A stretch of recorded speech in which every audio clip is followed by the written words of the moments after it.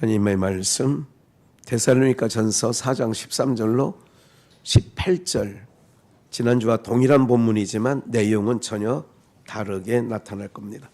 우리 13절로 18절까지 합독하겠습니다. 형제들아, 자는 자들에 관하여는 너희가 알지 못함을 우리가 원치 아니하노니 이는 소망 없는 다른 이와 같이 슬퍼하지 않게 하려 함이라.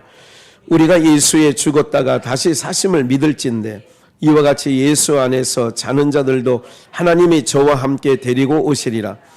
우리가 주의 말씀으로 너희에게 이것을 말하노니 주 강림하실 때까지 우리 살아남아 있는 자도 자는 자보다 결단코 앞서지 못하리라.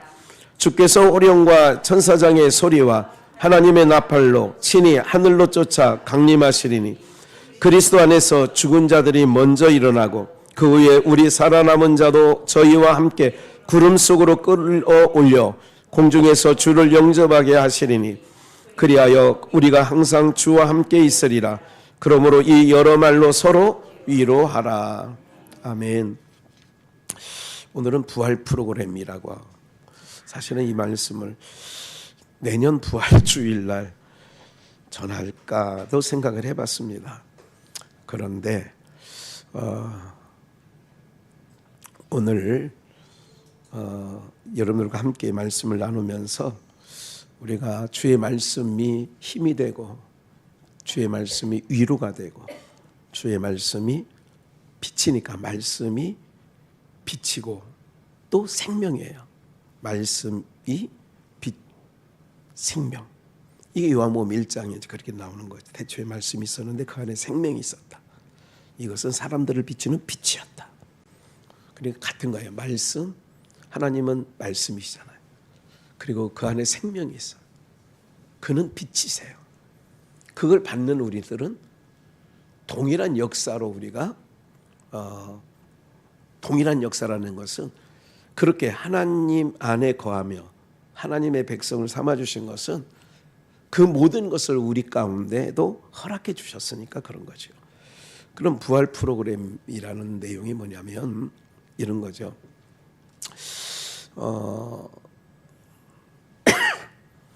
하나님께서 여러 역사를 이루어 나가실 때에 예수님을 통하여서, 그러니까 미리 창세전에 언약에 하신 내용 모두가 예수님을 통하여 다 이루셨거든요. 그 이루신 거예요. 그러니까 뜻이 하늘에서 이룬 것 같이 땅에서도 이루어진다 그러잖아요. 하늘에서 이룬 것 같이. 그러니까 영적 세계, 천상 세계에서는 이미 다 이루어진 건데 역사 세계는 뭐냐면 시작과 끝이 있어요. 시작과 끝이 있는 유한한 세계이기 때문에 과정이 있는 거예요. 그런데 우리는 이 세상 끝과 상관없이 이미 하늘에서 이루어진 게 있어요. 그것을 그 현상 세계라고 해야죠. 이 땅에서 이루시는 거예요. 그걸 이루어 가신다고. 그렇기 때문에 우리는 정말 이게 믿음을 주신 이유가 염려하지 말라는 거지. 왜? 이 위에서 다 이루어놨으니까 이루어 놓은 거예요. 여러분들 제가 이제 가끔 야구를 좋아해서 보면 결과를 알고 이제 재방송을 보잖아요. 재미 정말 없어요. 연속곡은 몇 번이라도 보더라고. 우리 아들 목사는 지금도 대종 보고 있더라고. 대종 보는 게 10년째 보는 것 같아요. 광객 토왕, 역사 드라마를 그렇게 지금도 계속 틀어놓고 봐. 대사도 다 외웠을 것 같아요. 보통 사람 같으면 아무리 재미있는 영화도 2번, 3번, 4번 막 이렇게 보질 않죠.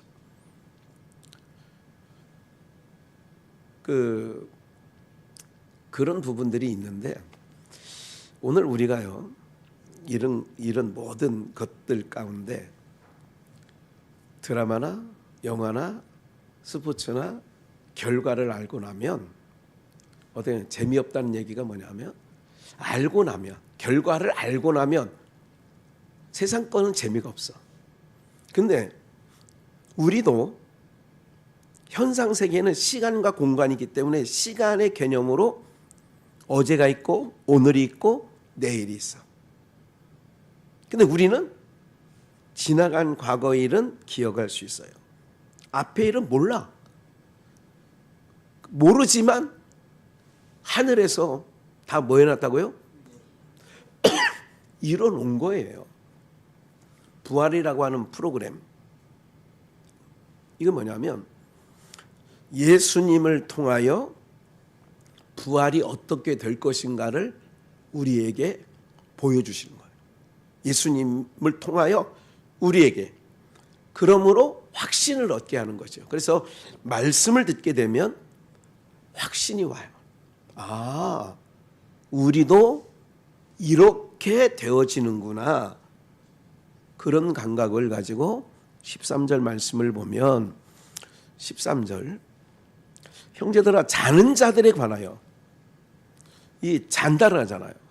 이 자는 자들 죽은 자들에 관하여예요? 자는 자들에 관한 거예요? 자는 자들에게. 그러니까 나사로가 죽었어요? 자고 있어요? 자면 뭐 하러 가면 돼? 그래서 예수님이 요한복음 11장에 내가 나사로를 깨우러 간다 그러지 살려내러 간다 그런 얘기를 안 해. 그게 자는 상태예요. 그거를 의학적으로 보면 코마라고 해요. 코마 상태. 코마라는 건 뭐냐면 죽진 않았는데 몰라. 죽진 않았어요. 그런데 전혀 모른다고. 아마 저희 부친이 그 75세의 냇가에 쓰러지셔서 발견된 후에는 의식이 없는 상태예요. 그리고 그러시다가 4년 8개월 계시다 가셨어요. 그 상태가 물론 아버지 그러면 대답은 안 하시는데 아버지 그럼 이렇게 있다가 눈을 뜨시는 거니까 우리는 이렇게 쏙습니다. 아, 말은 못하시고 그러지만 알아는 보는구나. 이렇게 생각하는데 되어지는 거예요.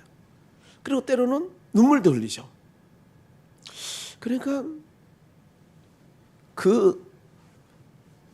이게 깨어있는 게 아니라 이제 우리가 그러잖아요. 중환자들은 왔다 갔다 조금은 감각을 느끼는 것 같다가 그런데 이거는 살아있다고 할 수도 없고 자는 것도 아니고 요 상태를 의학적으로 코마 상태라고 해요. 코마. 제가 이해하기 쉽게 하려고 지금 그 얘기를 좀 드리는 거예요. 그러니까 자는 자들이라고 얘기하는 거.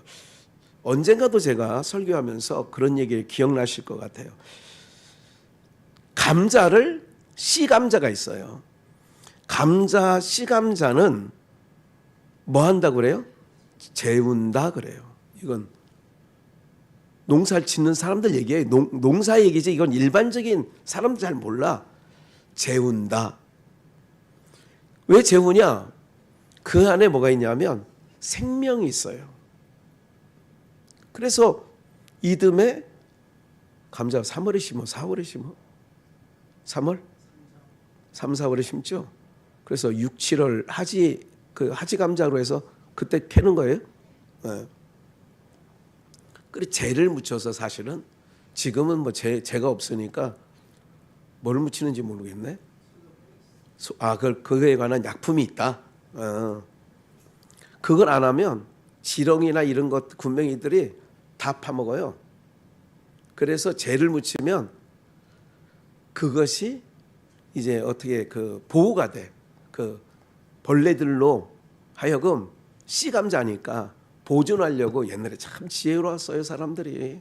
예. 감자 재 묻힌다는 얘기는 알고 계시죠? 뭐 이현남 씨는 지금 처음 하는 것 같아. 내가 뭐 감자만 먹을 줄 알지 뭐 심어놔 봤어. 농사를 져봤어. 그걸 재운다 그래요. 재운다. 그러니까 자는 자들에 관하여는 주님이 그런 것처럼, 그래서 우리는 자는 거예요. 자는 거라고, 자는 거. 천사장과 나팔 소리에, 호령과 나팔 소리에 깨우는 거야. 야, 일어나! 이제 그만 자고 일어나! 그래, 깨우는 거라고. 이게 이제 부활 프로그램에, 그래서 예수님께서도 그 자체가 생명이시기 때문에 사망이 잡아둘 수가 없는 거예요. 이제 일단 이걸 아셔야 되고, 그러면서 세상 사람들은 소망이 없는 사람이에요. 그래서 이 세상만 있는 줄 알고 못 간다고 그러는 거예요. 다음 세계가 있다는 걸 몰라. 그네들은 영벌에 들어가요. 우리는 영생에 들어가. 그러니까 영벌에 들어가는 것은 당연히 못 간다고 그래야지. 막 바짓강이 잡고라도 뭐 기둥뿌리를 잡고라도 못 가야지. 저승사자가 오면. 그런데 그들은 소망 없는 다른 이 불신자, 슬퍼하지 않게 하렵니다. 그러니까 우리 보고 자는 거니까 너무 슬퍼하지 마, 그런 거예요. 제가 그러나 육신적으로 어떤 사람은요, 성도들 중에는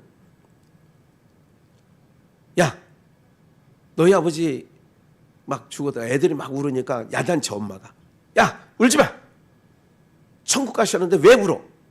이렇게 하는 경우가 있는데 이건 잘못된 거예요. 이별은 이별이잖아. 몸덩어리, 육신에.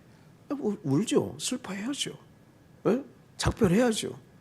그러나 우리가 그래도 주님 나라에서 만날 소망 있는 우리고, 소망 없는 자들이 있어. 14절, 우리가 예수의 죽었다가 다시 사심을 믿을진데, 이게 프로그램이야. 부활 프로그램. 그러니까 예수님이 죽었다가 다시 사심을 믿을진데, 이와 같이 예수 안에서 자는 자들도 하나님이 저와 함께 데리고 오시리라. 자는 자라고 계속 얘기하잖아. 예수님 안에서 자는 거예요. 우리는. 구약 성도들은 막벨라 굴, 그거는 아브람 품으로 들어가는 거예요. 상징적인 의미. 그래서 우리는 예수 안에 죽었다가 다시 사심을 믿을진데, 이와 같이. 그래서 천주교들은 뭐라고 하냐면, 예수님이 그때 지옥에, 그러니까 무덤에 있는 자들에게 가서 전도하려고 3일간 가셨다, 이게 연옥설, 그렇게 해서 믿는 거예요. 그건 아니고, 구약 성도들, 믿음의 성도들을 주님과 함께 끌어안아요. 그러니까 홍해를 건널 때 모세에 속하여, 이게 이제 히브리서가 말하는 이스라엘 백성들이 모세에 속하여 홍해를 건넜다고 하거든. 우리도 마찬가지야. 우리는 그 죽음의 바다를, 홍해 바다를 어떻게 건너냐? 예수님에게 속하여, 그래서 예수님 안에서 자는 자예요. 우리는 예수님 안에서 자는 자들이에요. 그러면 하나님이, 그러니까 여러분들이 내가 옷을 벗고 잠자리에, 육신의 옷을 벗고 잠에 들어가면 어떤 상태냐? 코마 상태야. 자는 거는. 외부의 일들은, 그 코마 상태라는 게 뭐냐면 외부에서 일어나는 것은 몰라. 그런데 죽은 건 아니야. 무슨 말인지 아시죠? 외부에서 애들이 어떻게 학교를 갔다 왔는지 이건 몰라. 근데 죽은 상태는 아니야. 그거를 찾는 자들 그러는 거예요. 화장했어요. 그래도 영혼 안식에 들어간다는 얘기는 일을 마치고 안식에 들어가는 거예요. 그래서 예수님 안에서 자는 자들도 하나님이 저와 함께 데리고, 그러니까 함께 예수님이 이렇게 데리고 오시리라. 우리가 주의 말씀으로 너희에게 이것을 말하노니 주 강림하실 때까지 우리 살아남아 있는 자도 자는 자보다는 결단코 앞서지 못하리라. 그런 거죠.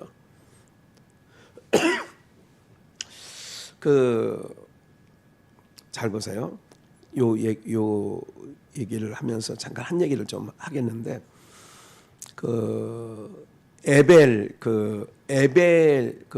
셈족 가운데 에벨 그 증손주가 아브라함인가 그렇게 돼요.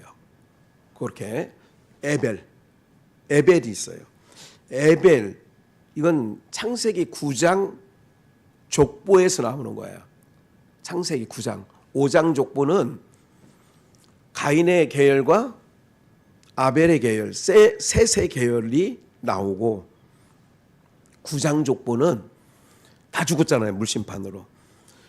셈의 족보도 나오고 함의 족보도 나와요. 야벳 족보도 나오고. 그런데 끝부분에 셈 족보를 성경이 다루고 있는데 그 중에 내가 준비를 안 했나 보네요. 안 했어요. 창세기 그 9장에 에벨이 나오는데 셈의 후손 가운데 에벨이 나오는데 에벨이 두 아들이 있어요. 성경에 나온 뭐 더 많은 자식이 있는지는 모르지만 성경에서는 두 아들이 있는데 큰 아들이 벨렉이고 둘째 아들이 욕단이에요. 그래서 벨렉을 얘기하면서 세상이 나뉘어졌다 이렇게 얘기를 해요. 성경은. 그러면 그래서 벨렉은 지난번에 말씀드린 대로 서쪽으로 가요. 지금 이스라엘 땅으로 가는 거예요. 벨렉은. 근데 욕단은 동쪽 산으로 건너와서 동쪽 끝이 어디냐면 우리나라예요. 동쪽 끝이 우리나라고. 지구가 둥글어도 동쪽 끝은 대한민국이라고. 전 세계로 볼 때 동쪽 끝이 대한민국이에요. 그 동쪽 끝에 있는 욕단이 초림 예수님이 그 벨렉의 후손, 이거를 육적 이스라엘이라고 제가 이름을 붙여. 육적 이스라엘, 육적 히브리. 근데 감추어놨어. 동쪽 끝에 놓은 거는 감추어놨는데 그거는 욕단, 감추어진 이스라엘, 감추어놓은 히브리. 그게 우리 민족이에요. 그게 부활 소식을 누가 전하냐? 벨렉이 이제 우리 형제잖아요. 그러면 이스라엘, 이 벨렉에게 욕단의 후손인 부활, 비밀, 감추어놓은 복음인데 부활 복음이 이 부활 복음을 가지고 이 벨렉에 가서 전해. 지금 이스라엘. 그럼 스가랴에 나오는 역사가 이제 곧 주님이 강림하실 때에 그 벨렉의 후손인 지금 육적 이스라엘인 그 족속에게 하나님께서 간구하는 심령을 부어주고 깨닫는 영을 부어줘. 그래서 로마서 창감남나무 가지를 꺾어서 돌감남나무를 접붙이는 거야. 그럼 돌감남나무를 붙이신 이가 이방인의 충만한 구원의 충만한 수가 차면 그 교만하여 꺾어진 가지에 다시 원가지를 붙여. 그게 이스라엘 구원인데 예수님은 마태복음 24장에 무화과 나무에 뭐가 할 때 잎이 나는 것을 보거든 여름이 가까운 줄 알라고 하잖아요. 아론의 마른 나무 지팡이에서 싹이 난 것처럼 말라 죽은 것 같은 거기에 하나님께서 싹이 나게 하는 것. 이때가 여름이 가까운 줄 아는 것처럼 이때가 벨렉, 그러니까 표면적 이스라엘 그들이 회개하는 심령을 주님이 오시기 전에 부어줘요. 그리고 욕단의 후손인 우리가 그 벨렉의 후손인 표면적 유대인들에게 복음을 전해. 어떤 복음이냐? 부활의 복음. 우리 주님이 다시 오신다. 이거를 그들이 지금까지는 눈에 비늘이 있어서 못 봐. 안 들어. 열린 길을 주시지 않았어. 그러게 지금은 안 믿고 안 들어. 숫째. 그런데 그날이 오는 거예요. 이게 이제 주님의 재림은 욕단의 후손인 우리가 가서 증거하게 되어 있어요. 그래서 지금 구조적으로 지금 그렇게 모양새가 돼가고 있어요. 지금 선교사를 우리나라 제일 많이 내보내고 있잖아요. 지금요. 여전히 지금 이런 모든 일들을 통하여서 하나님이 어떤 역사를 해나가시냐. 저는 지난번에 시진핑 얘기도 잠깐 드렸었나요? 제가 중국을 20년 다녔는데 그 다니면서 느끼는 게 우리가 육상 개주처럼 서방 국가에서 우리에게 복음의 바톤을 넘겨줬는데 이게 지금 140년 차입니다. 우리나라가. 그거를 이제 중국에 넘기는구나. 그럼 중국 사람은 그 바톤을 받아서 아랍 사람들에게 넘겨줄 거라고 저는 중국에 한참 다닐 때는 그렇게 생각을 했어요. 그래서 우리 민족의 사명 거기까지다 그랬는데 시진핑이 들어서므로 외국 선교사, 특히 한국 선교사를 다 내쫓았어요. 그 엄청난 숫자를 다 내쫓았어. 그리고 내쫓은 그 선교사의 한 8, 90%는 동남아로 다 갔어요. 그러니까 동남아가 지금 기독교 복음 전파율이 높아지고 있거든요. 그러니까 제가 왜 이 말씀 드리느냐. 요즘에 깨달은 시진핑을 통하여 하나님은 욕단에 있는 후손인 우리가 전해야 되는데 이스라엘까지 한족 중국 민족이 가면 안 돼. 그래서 하나님이 시진핑을 세워서 막으셨구나. 이렇게 지금은 해석을 하고 있어요. 제가 그 해석한 얘기는 처음 얘기하는 겁니다. 그렇게 보여지는 거예요. 사울의 눈에서 비늘이 떨어지니까 뭐가 보이느냐? 부활의 주님이 보여. 율법의 선생이었는데 그가 뭐 보통 열심이 아니었죠. 근데 안 보였어. 비늘이 떨어지고 나니까 이건 있어요. 요한 사도행전 9장 17절 볼까요? 아나니아가 떠나 그 집에 들어가서 그에게 사울에게 안수하여 가로되 형제 사울아 주 곧 내가 오는 길에서 나타나시던 예수께서 나를 보내어 너로 다시 뭐 하겠다고요? 비늘이 떨어졌어. 그 눈에서 비늘이 떨어졌는데 18절 즉시 사울의 눈에서 성령으로 너를 다시 보게 해서 충만케 할 거다. 즉시 사울의 눈에서 비늘 같은 거예요. 비늘이 아니라 비늘 같은 것이 벗겨지니까 그동안은 육적으로 율법을 들여다보고 했던 자가 뭐가 되냐? 비늘이 벗겨지니까 영적으로 보게 되는 거예요. 오늘날 많은 사람들이 제가 보니까 비늘에 공부 많이 한 사람도 비늘이 있어도 학문적으로는 아는데 그 성경 말씀이 무슨 뜻인지는 잘 이렇게 설명을 못해. 공부는 많이 했는데 원어도 잘해. 그런데 비늘이 벗겨지지 않으니까 비늘을 쓴 채로 보니까 뭐냐면 학문적으로 땅에 아래 학문이라고 제가 설명하죠. 아래 학문으로서는 뛰어난데 여러분들 설교라는 건 뭐냐면 성령으로 감동되어 기록된 성경 말씀을 위의 것으로 알아듣게 해석을 하는 거예요. 이게 설교가. 그런데 보면 다 땅의 것을 가지고 설명을 하니까 땅의 학문으로 시각으로 그러니까 열려지지가 않는 거예요. 성경이 바리새인과 서기관들이 예수님을 앞에 두고도 못 보는 거야. 그래서 너희가 소경이었다면 너가 죄가 없었지. 근데 소경이잖아. 실로암 연못에서 씻어오라 할 때 요한 5장에서 그런 얘기를 주님께서 하셨거든요. 그럼 프로젝트를 한번 좀만 더 보고 고린도전서 15장을 한번 가볼게요. 고린도전서 15장을 보시면 그리스도께서 죽은 자 가운데서 다시 살아나셨다 전파되었거늘. 그러니까 죽은 자 가운데서 그러니까 부활 프로그램이라는 게 이런 거예요. 죽은 자가 예수 그리스도께서 죽은 자 가운데서 다시 살아나셨어. 그럼 우리들도 죽은 자 가운데서 무덤에서 살아나는 거예요. 이게 프로그램이야. 너희 중에서 어떤 이들은 어찌하여 죽은 자 가운데서 부활이 없다 하느냐. 사두개인들이 대표적으로 예수님 시대에 부활이 없다 하는 사두개인들이 어느 한 사람이 친형제가 있는데 형이 죽어서 둘째가 들어갔어. 그도 죽어. 셋째가 요 복음서에 나와요.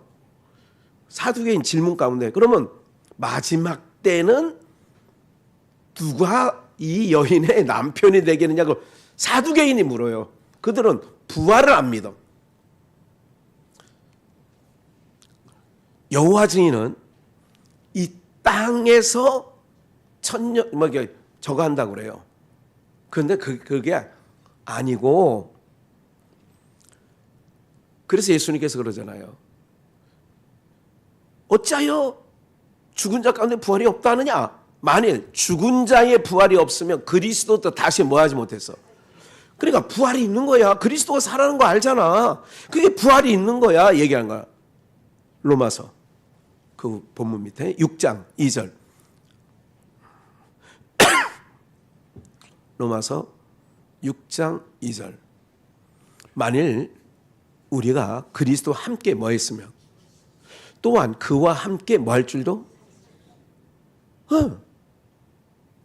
주님과, 그러니까 이걸 기억하세요. 아까 말씀드렸잖아요. 시간 세계 안에서는 어제 오늘 내일이 있지만 올해 내년이 있지만 영적으로 딱 들어가면 시간이 없는 거예요. 영이라는 것은 시간이 없어. 그렇다면 예수님께서 골고다에서 십자가에 못 박히신 것은 누구를 안고 십자가에서 죽으셨냐면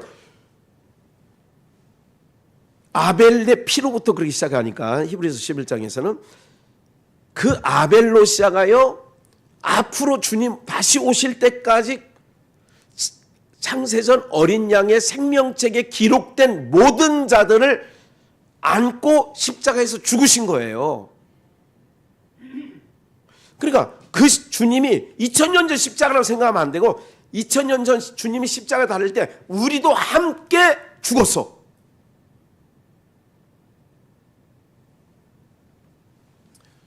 여러분들 세 가지를 알아야 되는데, 여러분 죄는 죽은 사람에게는 세상에서도 수사를 막 하다가 그 사람이 자살했어. 그럼 뭐예요? 끝내요. 조사해봐야 뭐해? 죽었는데. 그게 이제 설명할 수 있어. 그 불기소 처분을 한다든지, 아마 전문 용어는 불기소 처분인가 뭐. 그러니까 더 이상 딱 상황이 끝난 거예요. 죽으면. 그럼 율법이라는 것이 율법은 우리를 너 죄인이야 이거를 참소하거든요. 율법은 너 죄인이야라는 얘기를 하려고 하는 거예요. 근데 죽은 자는 죄를 뭐예요? 물을 수 없어. 그러니까 우리가 그리스도와 함께 뭐 했으니까 역사적으로는 아직 살아있잖아, 육이.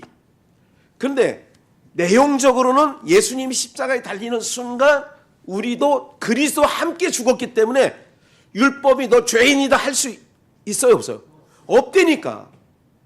그래서 죄 문제가 해결된 거예요. 이게 죄 문제가 해결됐기 때문에 제가 언젠가 말씀드렸죠. 뱀은, 파충류 중에 뱀은 죽은 거 먹어요, 산 거 먹어요? 다 살아난 거 먹어요, 뱀은. 그러니까 살아있는 것만 뱀이 무는 것처럼 이미 그리스도와 함께 죽었는데 우리를 참소하지 못해요. 죽었으니까. 그래서 그와 함께, 예수님과 함께, 그리고 부활 프로그램이라는 게 그거야. 그러니까 여러분들 지금 우리가, 그래서 항상 주님이 이렇게 말씀해, 늘 말씀드리지만 염려하지 마, 두려워하지 마. 주님은 항상, 왜? 내가 다 해결해 놨다니까. 내가 너 끌어안고 그리고 십자가에 다 죽었어. 네 죄 문제를 다 해결해 놨다니까. 믿음이 없는 자여 왜 두려워하느냐, 이렇게 나오는 거예요. 이게 믿음을 선물로 받는 자는 이게 믿어져. 해결됐구나. 해결되면 어떻게 되냐? 평안해져. 이게 어떤 상황 속에 내가 빠지더라도 이게 믿어져야 된다니까.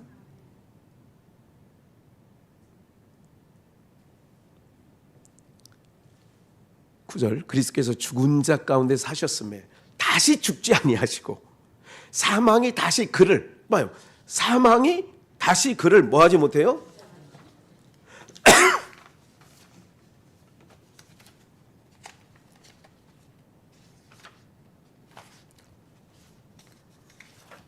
찬양 얼마 전에 불렀던 것 이거죠. 사망이 무너졌도다. 사망이 무너졌도다. 주 예수 승리하셨네. 하여 죽은 자 가운데서 다시 살으셨으니까 다시 죽지 아니하시고 사망이 다시 그를 뭐하지 못해? 이게 주님과 함께 죽었으니까 이건 예수님에게 해당되는 얘기가 아니라 그리스도 함께 죽은 우리 모두 사망이 다시는 우리를 주장하지 못하니까 죽었다고 해요? 잔다고 그래요? 잔다. 10절 그의 죽으심은 죄에 대하여 단번에 죽어 죄의 문제를 해결했다 그 얘기지. 그의 살으심은 하나님께 대하여 살으심이니. 그러니까 얼마나 우리가 복받은 자인 줄 알아야 돼요. 의심 여지하지 마시고 의심의 여지가 없어. 그냥 해결된 거야. 해결. 안심해야 돼. 그래야 평안이 오는 거예요. 네. 죄에 대해 단번에 죽으심은 그의 살으심은 하나님께 대하여 살으심이니. 그 위에는 안 읽었네. 네. 그냥 됐어요. 결론만 보면 되니까. 그러면 한 번 더 볼까요? 6장이 있었는데 6장. 거기 왜? 2절. 거기 봐요. 5절 볼까요? 만일 우리가 그의 죽으심을 본받아 예수님의 연합단죄가 되었으면 그러니까 주님이 끌어안고 했다는 게 연합이야. 그의 부활을 본받아 연합한 자가 되리라. 주님이 부활하셨다는 얘기는 살아나셨다는 얘기는 우리도 연합된 자니까 공동운명체예요. 그래서 예수님과 함께 죽고 예수님과 함께 살아나는 거야. 우리가 알거니와 우리 옛사람 예수와 함께 십자가에 뭐 했어? 그러니까 지금은 어제 오늘 내일이 있다고 거듭 얘기하잖아요. 영혼세계에 들어가면 어제 오늘 내일이라는 게 없다니까. 뜻이 하늘에서 이룬 것 같이 그러면 하늘에서 뭐 해졌다는 거예요? 해결됐다는 거예요. 해결된 거야. 염려하지 마시라니까. 예. 옛사람이 예수와 함께 십자가에 못 박힌 것은 죄의 몸이 멸하여 다시는 우리가 죄에게 무슨 노릇? 종노릇 하지 아니하려 부활한 거예요. 새 몸을 입는 거예요.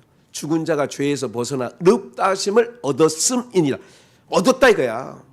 얻을 것이다 그게 아니라 얻을 수도 있다 이게 아니라 얻었음이라 그러잖아. 선언하잖아요. 그래서 아까 읽은 말씀대로 그리스도와 함께 죽었다는 거예요. 그래서 죽은 자 가운데 다시 살아났으며 사망이 다시 저를 주장하지 못한 결과가 됐고 죄에 대하여 단번에 죽으심은 단번에 해결됐다 그 얘기예요. 이것이 믿어져야 우리가 신앙생활을 잘하는 거예요. 이 믿음 갖고 가는 게 신앙생활이라니까. 이렇게 단번에 다 끝냈는데 이단이 겉으로는 우리보다 나아 보이는데 절대 그렇지 않습니다. 바리새인이 나아 보이지 세리와 창기들이 나아 보이겠습니까? 바리새인과 그 시대에 바리새인과 서기관들이 돋보이지 의로워 보이고 거룩해 보이고 깨끗해 보이지만 세리와 창기들을 보면 상종 자체를 안 해요. 그런데 누가 의롭다 하심을 갖고 내려가요? 성전에 기도하러 두 사람 올라갔잖아. 세리하고 바리새인하고. 세리가 의롭다 하심을 받고 가는 거예요. 왜? 바리새인은 예수님과 함께 십자가에 죽은 일도 없고 연합한 적도 없고, 그래서 세리는 연합됐다 이거야. 한 몸 됐어. 그리고 단번에 해결된 거라고 성경은 말하고 있지 않습니까? 네? 사랑하는 여러분들, 오늘 우리들이 안심해도 되는 게, 여러분들, 제가, 여러분들도 마찬가지지만 사람들이 다 아마 두문불출하고 있고 연합해도 몇 년째 단 한 번 문자는 계속 와. 내일인가 양주시장과의 만남이 있습니다. 10시까지 시청 사무실로 오세요. 연합해서 이제 연락이 와요. 올해만 온 게 아니라 작년에도 왔고 그작년에도 왔고 한 번도 간 적이 없어요. 숲속을 떠난 이후에, 숲속의 비전교회를 떠난 이후에 간 적이 없어요. 그 사람들이 김학현이가 이제 다 끝났나 보다 그런데 그렇지 않아요. 왜냐하면 우리는, 우리의 신앙이 뭐냐면 외적 상황과 외적 환경을 통하여 우리가 하나님 앞에 나가는 예배라든지 이게 무너지면 그건 가짜야. 모래 위에 그동안 지었던 신앙이야. 그래서 무너짐이 심해지는 거예요. 그런데 혼자 남아 있어도 반석 위에 집을 지은 자는 이 믿음 갖고 있으면, 부활 프로그램 안에 프로그램을 이해하고 그 믿음 갖고 있으면 해결됐는데 뭐. 그래서 항상 제가 오늘 이 말씀을 며칠 동안 이렇게 쭉 제 안에서 하면서 참 우리 교회 성도님들이 참 믿음의 길을 잘 걷고 있구나. 그 한 예를 들면, 여러분, 죄와 율법과 세상에 대하여 죄, 아까 말씀드린 것처럼 그 죄는 이미 내가 그리스도와 함께 죽음으로 해결됐고, 그리고 율법도 죽은 자는 더 이상 죄를 지적하지 않아요. 그리고 세상에 관하여는 뭐냐면, 이게 놀라운 거야. 지금 세상에 대하여 우리가 어떻게 되느냐, 그게 이제 예수님께서 배 안에서 주무시고 바깥에서 풍랑이 막 일어나잖아요. 그런데 주님은 바깥 풍랑과 파도가 물이 이거에 상관이 없어. 우리가 세상에 대해서는 얽매이지 않아야 돼. 세상에. 그 무슨 얘기냐면, 세상의 모든 사람들은 몇 번 여러분에게 말씀을 드렸지만, 이 부활 프로그램 안에 이게 믿어지면 세상에서 어떤 내 상황을 세상 상황과 계속 견주지 않아. 왜냐하면 우리는 세상에서 일어나는 풍랑이나 세상에서 살아가는 모든 일들이 우리 안에는 이미 이제 세상에 얽매이지 않는다는 표현으로 되는데, 어제도 대구 가서 교제 나누면서 하나님께 감사한 게 있다고 얘기했어. 평생 사는 동안 앞으로도 마찬가지겠지만 집에 대한 것은 자유예요. 자꾸 그 문제에 대해서 전혀. 아니, 단 한 번이라도 집 한번 사자 그러면 아무리 교회가 어려워도 힘들어도, 그래서 수백 명이 있을 때에 거기 당회원 10명이나 있을 때에 이제 여기 집값 올라가기 전에, 그때 자이 45평이 우리가 707동에 살 때에 주인이 그랬어. 이 집 사라고, 그냥 목사님이 그냥 사라고. 그때 사라고 한 가격이 2억 1천만 원이었나? 그 정도 됐어요. 2억 1천만 원. 아무리 힘들어도 뭐 그거 어떻게 그렇지 않습니까? 전혀 그런 마음이 없어. 전혀. 그게 너무 좋은 거예요. 감사. 세상에 얽매이지 않는다는 얘기가 뭐냐면 그런 거예요. 사랑하는 여러분들, 우리는 물 위로, 방주가 물 위에 뜬 것처럼 우리는 하나님께서 인도하시고 보호하시고 이끌어 가신다는 믿음. 그래서 방주가 어디에 도착해요? 퀴즈. 노아가 어디 야 거기 좋다더라 해가지고 아들들과 상의해서 노져서 아라랏산을 갔다. 배 안에서는 아무 짓도 안 했는데 그 배가 자동적으로 아라랏산에 머물렀어요. 1번 2번.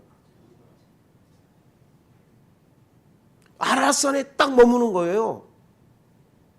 베스메스로 가는 소도 마부가 없이 보냈잖아. 그런데 베스메스에 가는 소가 베스메스에 딱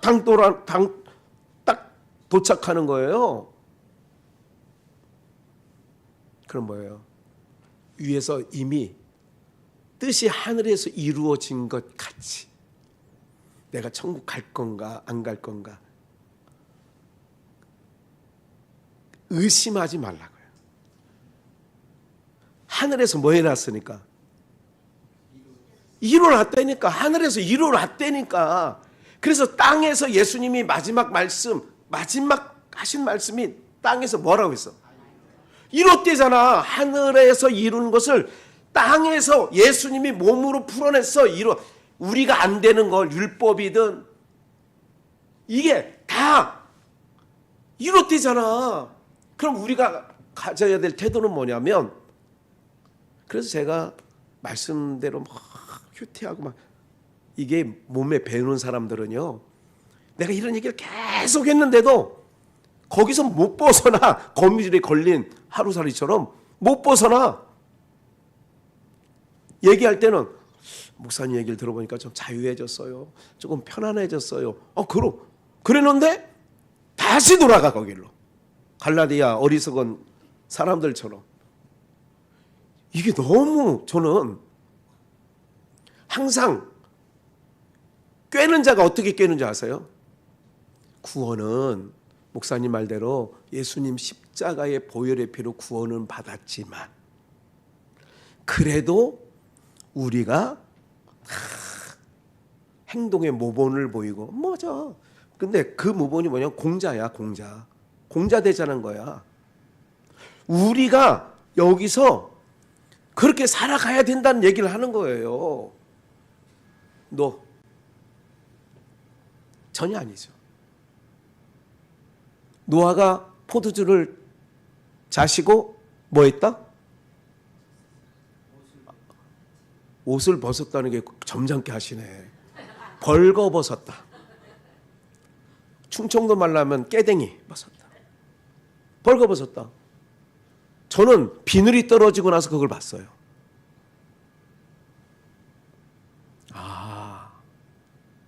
신라권에서 낙원을 잃어버린 게 신라권이야? 다시 되찾는 게 복락원이야? 에덴 동산으로 갔구나. 에덴 동산에는 옷 입고 산다, 벌거벗고 산다. 뭐를 자시고? 약주가 아니야, 포도주.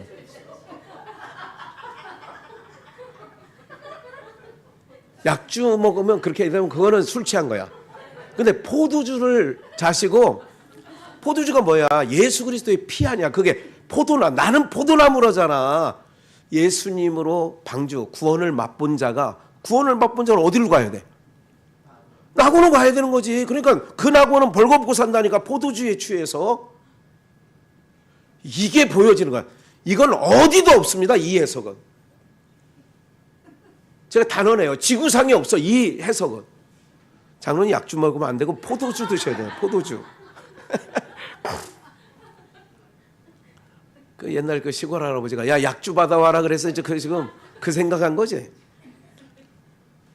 그런 거예요. 너무 이게 복음을 들으면 어떻게 되냐면 얼매이지 않아. 그래서 편하잖아요. 그러니까 늘 거듭거듭 얘기하지만 그냥 세상 말대로 생긴 대로 사는 거야.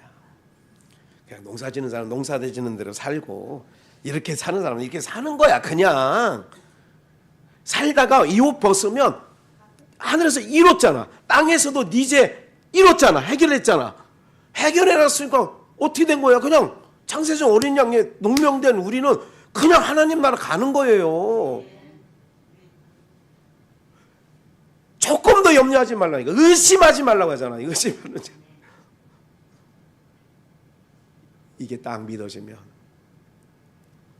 나의 마음속이 늘 편안해. 뭘 저쪽 바깥 세상은 가져야 되고 있어야 되고 먹어야 되고 취해야 자기네는 만족해. 우리는 그런 만족이 아니야. 그런 것이 없어도 만족해. 하박국처럼.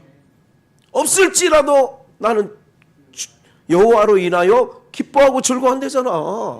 없어도 있어야 만족하는 것은 세상 아랫사람들. 근데 우리는 없어도 기쁘고 없어도 좋은 거야 그냥. 네. 너무너무 좋은 거예요 이게. 그런 은혜가 우리 모두에게 있기를 원하며 부활 프로그램 속에 믿어지는 은혜가 있기를 축원합니다.